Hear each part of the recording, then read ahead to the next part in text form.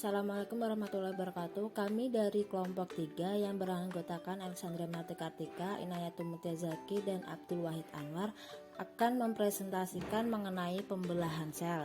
Sebelumnya, apa itu pembelahan sel? Pembelahan sel adalah peristiwa di mana sebuah sel membelah menjadi dua atau lebih menjadi sel baru. Pembelahan sel merupakan cara sel memperbanyak diri atau yang disebut dengan reproduksi.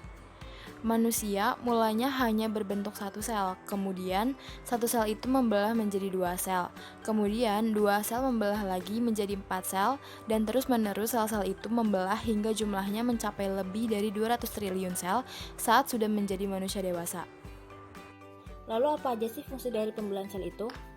Pembelahan sel memiliki fungsi yang pertama, yaitu untuk pertumbuhan. Salah satu ciri makhluk hidup adalah mengalami pertumbuhan. Makhluk hidup tumbuh karena sel-sel dalam tubuhnya mengalami pembelahan dan bertambah banyak. Makin banyak sel tubuhnya, maka makin besar ukurannya. Yang kedua, untuk perbaikan. Saat ada bagian tubuh yang luka, maka jaringan di tempat itu rusak. Untuk memperbaiki kerusakan jaringannya, maka sel di jaringan tersebut harus membelah diri untuk menggantikan posisi jaringan yang rusak, agar luka bisa sembuh.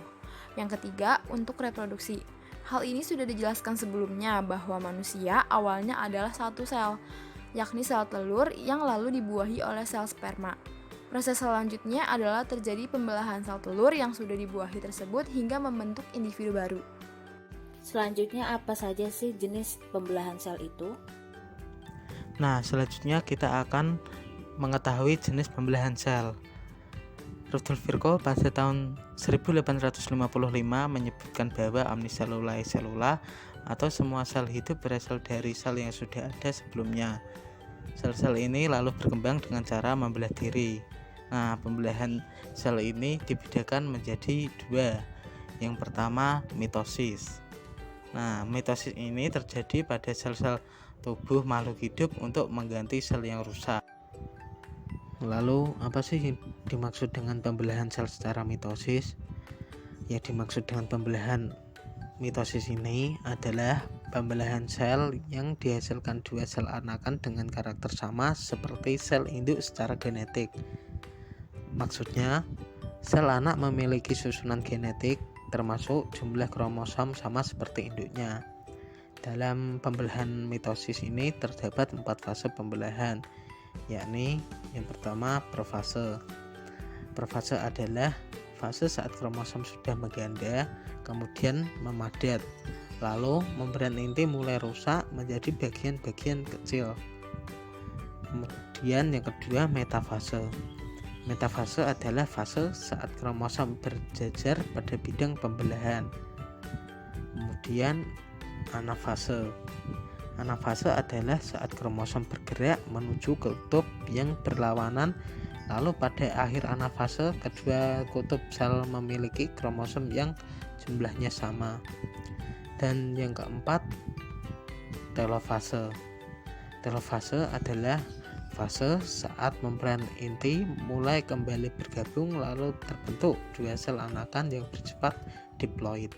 Di akhir fase telofase terjadi pembelahan sitoplasma yang dikenal dengan sitokinesis. Nah, sitokinesis ini terbentuk cincin pembelahan hingga sitoplasma menjadi dua sel anakan. Pembelahan meiosis. Pembelahan meiosis merupakan pembelahan sel yang terjadi pada sel gamet atau sel kelamin. Fungsinya untuk mereduksi kromosom yang tadinya diploid menjadi haploid, kemudian akan membentuk sel telur dan sel sperma. Pembelahan meiosis terjadi dalam 2 kali, yaitu meiosis 1 dan meiosis 2. Sebelum terjadinya proses meiosis, sel akan mengalami fase interfase atau disebut juga fase istirahat, di mana sel tetap beraktivitas tetapi tidak melakukan pembelahan. Di fase ini terdapat 3 tahapan. Yang pertama, fase gap 1, di mana sel akan mengalami pembesaran, kemudian sentromer akan membelah menjadi 2 sentriol. Yang kedua, fase sintesis. Sel tersebut akan mengalami replikasi DNA, kemudian akan mengalami sintesis protein. Yang ketiga, fase gap 2. Di sini sel mengalami persiapan pembelahan. Setelah interfase selesai, kemudian akan masuk ke proses meiosis pertama.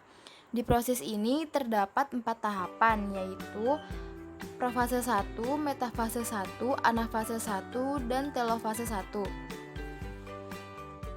Profase 1.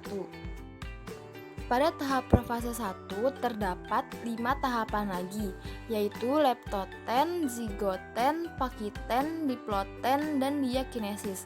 Pada tahap leptoten, benang-benang kromatin akan berkondensasi kemudian menjadi kromosom. Lalu pada tahap zigoten, kromosom homolog akan saling menempel lalu membentuk sinapsis. Di tahap ini juga kedua sentriol yang tadi mulai bergerak berjauhan. Lalu di tahap pakiten terbentuk tetrat atau 4 kromatid. Kemudian di tahap diploten, kromosom homolog yang sudah menempel akan menjauh. Ketika menjauh akan terjadi pertukaran gen-gen atau pindah silang. Terakhir, diakinesis. Dari sentriol akan tumbuh benang-benang spindel. Kemudian membran inti dan nukleus mulai menghilang. Selanjutnya, tahap metafase 1. Pada tahapan ini, membran inti pecah. Dua kromosom yang telah memadat pada tahapan profase mulai bergerak dan terikat pada benang spindel tepat di tengah sel. Kemudian, tahap anafase 1.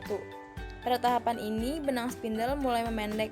Hal ini menyebabkan kedua pasangan kromatid bergerak ke dua kutub berlawanan dari sel. Yang terakhir, tahap telofase 1. Pada tahapan ini, kedua kromosom mulai membentuk membrannya masing-masing, lalu kemudian terjadi tahapan sitokinesis atau pembelahan sitoplasma. Kemudian masuk ke meiosis kedua. Di tahapan ini terdapat 4 tahapan lagi, yaitu profase 2, metafase 2, anafase 2, dan telofase 2. Yang pertama, tahap profase 2. Di profase 2 ini sudah terdapat 2 sel. Kemudian di profase 1, sentriol yang tadinya menyatu akan mulai menjauh. Selanjutnya, tahap metafase 2. Kromosom akan berjajar di bidang ekuator. Kemudian di tahap anafase 2, kromosom akan ditarik ke arah kutub berlawanan lalu menjadi kromatid.